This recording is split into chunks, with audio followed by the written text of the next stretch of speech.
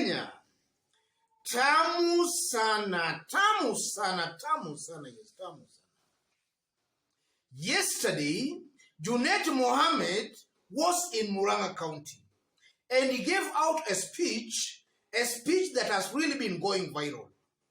So in this video, ladies and gentlemen, I want us to have a look at that speech, after which, as usual, we are going to dissect it to see exactly what Junet Mohamed meant.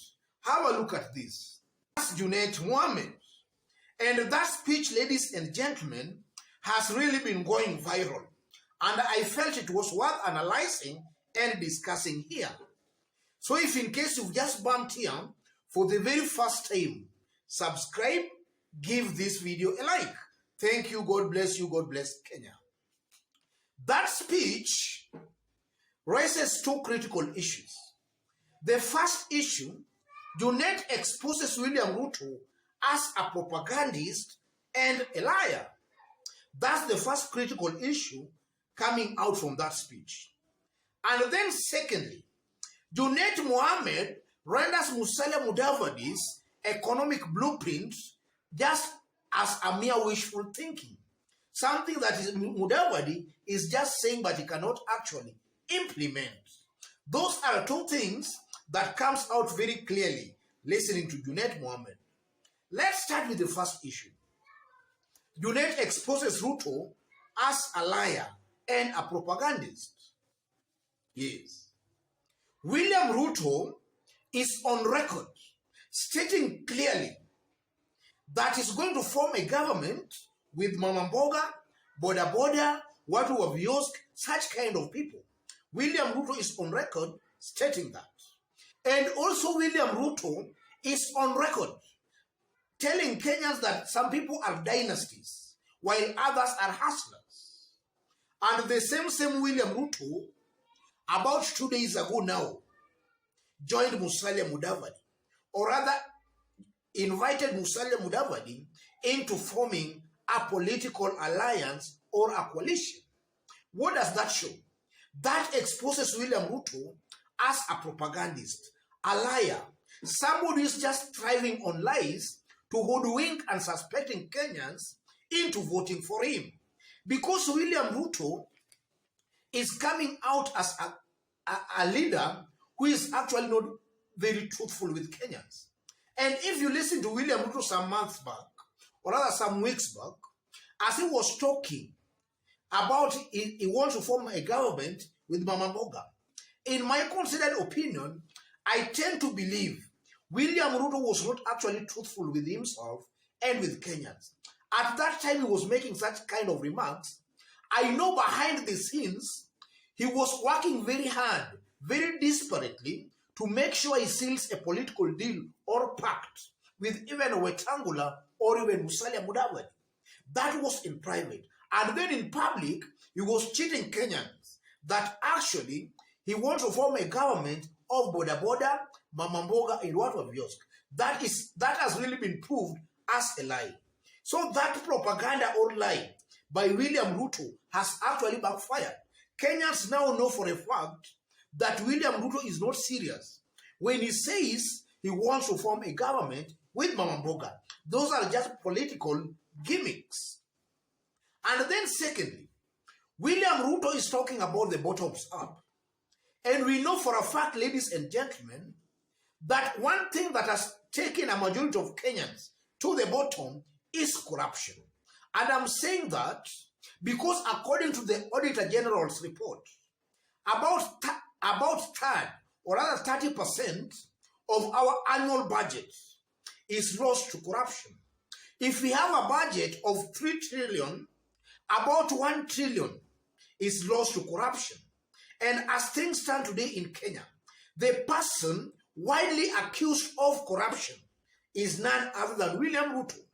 So in one way or the other, or rather in a nutshell, William Ruto is very much responsible for actually taking Kenyans to that bottom he's talking about. So, if he's the person who is now responsible, how is he now going to alleviate these people from that poverty?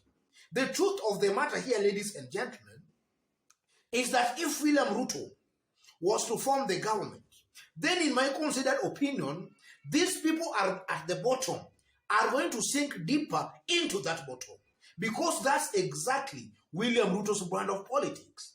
His brand of politics is to make sure that the poor remains poor, and if possible, they become poorer.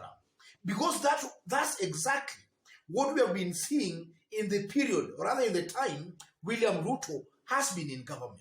So that also just shows William Ruto as a liar, a propagandist, somebody who is not honest with Kenyans. He's just riding on lies. Another critical issue, Junet Mohamed renders Musalia's economic blueprint as just mere wishful thinking. You know, Musalia Mudavadi is one politician, rather leader in Kenya, who has really been trying to portray himself as the person who can fix the economic mess Kenya is in today. That has been his brand.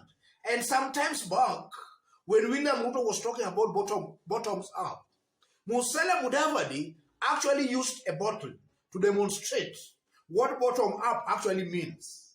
That was some times back. So, Junet Mohamed also just renders Musalia's economic blueprint just as a mere wishful thinking. This is simply because the person who is really accused of messing up Kenya's economy, that person as Musalia Mudavadi was actually making his, or rather maybe telling Kenyans about his manifesto, or rather on that day, William Ruto was seated just next to Musalia Mudavadi. And William Ruto on that day made it very clear that actually they are going to team up with Musalia Mudavadi. So if William Ruto is the person who is actually accused of messing up the economy, and now Musalia Mudavadi is there with him, how is Musalia Mudavadi going to realize this? And also in the political equation of Musalia and William Ruto, there is no chance that Musalia Mudavadi, or rather William Ruto, will step down from Musalia Mudavadi.